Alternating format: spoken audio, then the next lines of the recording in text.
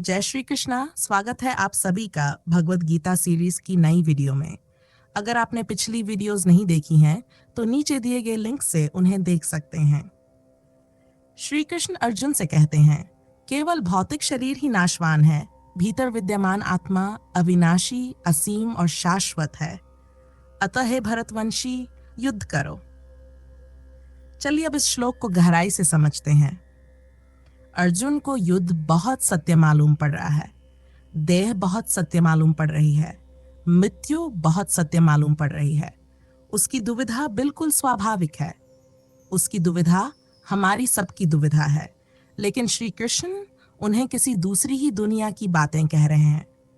वे कह रहे हैं, ये देह, ये शरीरधारी लोग, ये दिखाई पड़ने वाला पूरा जाल, ये सब सपना है।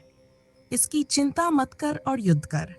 यही बात श्री कृष्ण का ये लड़ने का आह्वान तथाकथित धार्मिक लोगों के लिए हमेशा कष्ट का कारण रहा है, क्योंकि एक तरफ वे लोग हैं जो कहते हैं चींटी पर भी पैर पड़ जाए तो बचाना, यही अहिंसा है, और दूसरी तरफ श्री कृष्ण खड़े हैं जो कह रहे हैं युद्ध करो, क्योंकि यहाँ ना कोई मरता है ना कोई मारा जाता है। यह सब देह का सपना है। साधारण दृष्टि से देखें तो अर्जुन ठीक ही कहता हुआ मालूम पड़ता है। गांधी जी चाहते थे कि श्री कृष्ण अर्जुन की बात मान लेते। अहिंसावादी चाहते थे कि कृष्ण की बात ना चले, अर्जुन की चल जाए। लेकिन श्री कृष्ण एक बहुत ही अजीब बात कह रहे हैं। वे कह रहे हैं, जो सपना है उसके लिए तू दुखी हो रहा है, जो है ही नहीं उसके लिए तू पीड़ित और परेशान हो रहा है। यह बात साधारण नीति से बहुत आगे चली गई है। इसीलिए जब पहली बार गीता के अनुवाद विदेशों में पहुंचे तो विदेशी नीतिविदों की छातियां कांप गईं। उन्हें भरोसा ही नहीं हुआ कि कृष्ण ऐसी बात कह सकते हैं। जिन्होंने धर्म के नाम पर सिर्फ बाइबल के 10 कमांडमेंट्स ही पढ़े थे कि चोरी मत करो, असत्य मत बोलो, किसी को दुख मत पहुंचाओ, उनके लिए बहुत बड़ा शौक था। उन्हें लगा कि यह तो बेहद शॉकिंग है कि कृष्ण कह रहे हैं यह सब सपना है, तू बस युद्ध कर। तो पश्चिम के नीतिविदों को लगा कि गीता जैसी किताब नैतिक नहीं है, या तो यह अनैतिक है या अति नैतिक, या तो इमोरल है या एमोरल। कम से कम साधारण अर्थ में मोरल तो नहीं है। ऐसा नहीं है कि यह प्रतिक्रिया सिर्फ पश्चिम में ही हुई। जैन विचारकों ने भी श्री कृष्ण को नरक में डाल दिया। जैन विचारकों को लगा यह व्यक्ति तो मारने की खुली छूट दे रहा है।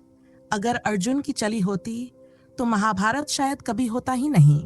कृष्ण ने ही यह सब करवा दिया। यह बहुत बड़ा मुद्दा है और बहुत गहरे विचार का है। यहाँ एक बात समझनी जरूरी है, नीति धर्म नहीं है। नीति केवल एक काम चलाऊ व्यवस्था है।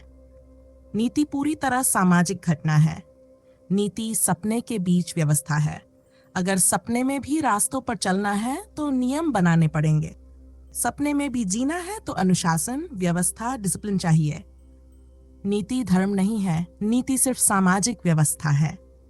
इसलिए नीति रोज बदल सकती है। समाज बदलेगा तो नीति बदलेगी। जो कल तक ठीक था वह आज गलत हो जाएगा, जो आज ठीक है वह कल गलत हो जाएगा। नीति भी असत का ही हिस्सा है। इसका यह मतलब नहीं है कि धर्म अनीति है। धर्म नीति और अनीति दोनों को पार करता है। असल में धर्म पूरे संसार को पार करता है। इसलिए कृष्ण की बात जिस तल से कही जा रही है उस तल से उसे समझना बहुत कठिन हो गया है। जैनों ने श्री कृष्ण को नरक में डाल दिया, यह उनसे छुटकारा पाने का एक तरीका था। गांधी जी ने पूरी गीता को रूपक मान लिया कि यह घटना कभी हुई ही नहीं, क्योंकि कृष्ण युद्ध कैसे करवा सकते हैं। तो गांधी जी ने कह दिया कि यह किसी असली युद्ध की बात नहीं है, बल्कि शुभ और अशुभ के बीच जो भीतर युद्ध चलता है उसकी प्रतीक कथा है, सिंबॉलिक है। ये दूसरी तरकीब थी, लेकिन अधिक बुद्धिमानी वाली। लेकिन इसका भी उद्देश्य छुटकारा पाना ही था। श्री कृष्ण अशुभ के खिलाफ लड़ने को नहीं कह रहे हैं। अगर कृष्ण को ठीक से समझें तो वे कह रहे हैं कि शुभ और अशुभ एक ही सपने के हिस्से हैं। हिंसा और अहिंसा भी एक ही सपने के हिस्से हैं। कृष्ण ये नहीं कह रहे कि हिंसा ठीक है। कृष्ण बस इतना कह रहे हैं कि हिंसा और अहिंसा अच्छे और बुरे आदमी के सपने हैं। ये सब सपने हैं, और जो पूरे सपने को सपने की तरह जान लेता है वही सत्य को उपलब्ध होता है। ये बात नीति का अतिक्रमण करती है। ये अनैतिक नहीं है, ये अनीति का भी अतिक्रमण करती है। हमें चुनाव करना आसान लगता है, ये ठीक है, ये गलत है। लेकिन जब कहा जाए कि ठीक और गलत दोनों ही सपने हैं, तब हमारे पैर कांपने लगते हैं। लेकिन जो यहाँ अपने पैर स्थिर रख सके वही गीता में आगे प्रवेश कर सकेगा। इसलिए इस बात को बिल्कुल ठीक से समझ लेना जरूरी है कि कृष्ण ना तो हिंसक हैं और ना ही अहिंसक, क्योंकि हिंसक की मान्यता होती है कि मैं दूसरे को मार रहा हूँ, और अहिंसक की मान्यता होती है कि मैं दूसरे को बचा रहा हूँ। और कृष्ण कहते हैं जो मारा नहीं जा सकता उसे बचाया भी नहीं जा सकता। ना तुम किसी को बचा सकते हो, ना तुम किसी को मार सकते हो। जो है वह है, जो नहीं है वह नहीं है। तुम दोनों एक दूसरे के विपरीत सपने देख रहे हो। एक आदमी किसी की छाती में छुरा घोंप देता है और सोचता है मैंने इसे मिटा दिया।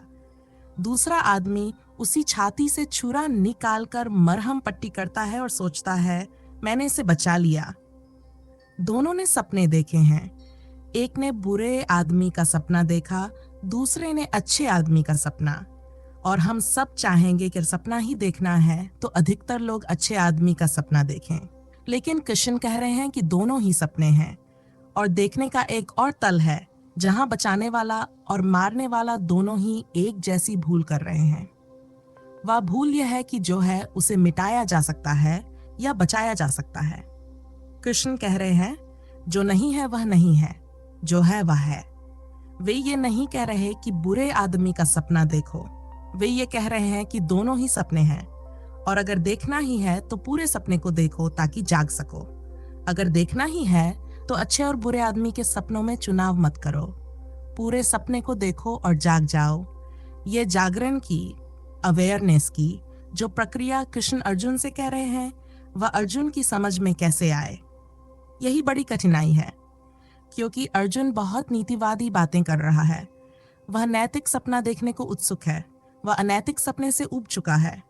अब वह नैतिक सपना देखना चाहता है। और श्री कृष्ण कहते हैं तू अभी भी सपना ही चुन रहा है, इसलिए पूरे सपने के प्रति जाग जाना है। तो आज इस वीडियो में इतना ही। धन्यवाद।